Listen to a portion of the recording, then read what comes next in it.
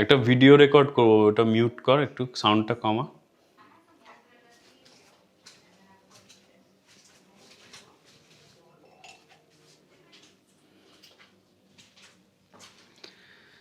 मैनू विदा करो, मैनू विदा करो जी, अब विदा करूं मेरे मैनू विदा करो, मैनू विदा करो जी, हमें जाना है उस पार। उस पार যেতে পারবে নাকি? এটা আমরা কি করলাম আমরা, হ্যাঁ? ইউএসএতে থেকে, জার্মানিতে থেকে জীবনে কিছু করতে পারলাম না। যদি একটা ইউএস সিটিজেনশিপ থাকতো হয়তো আমরা একটা বেটার, একজন কাকা বলেছে না কত 17 বছর থেকেছে, ও অনেক বেটার আছে, ও নিশ্চয়ই এরমভাবে টুথপেস্ট ইউজ করে না।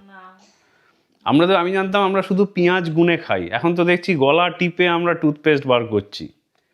হ্যাঁ, কি করলাম?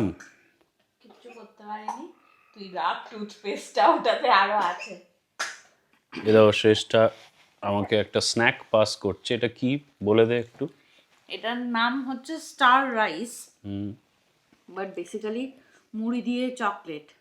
এইগুলো মুড়ি, চকলেটের মধ্যে মুড়ি দিয়ে ওরা বিক্রি করছে, ভাবা যায়? চৌকোমোয়া চকলেট আর মানে পুরো চকলেট, চকলেটের মধ্যে মুড়ি দেওয়া এরকম।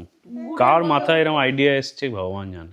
আমাদের ওই যে বল না অনেকটা কি বলে বাদাম চাকি, বাদাম চাকির মতো দেখতে অনেকটা, কিন্তু ভেতরে মুড়ি দেওয়া। অদ্ভুত ব্যাপার।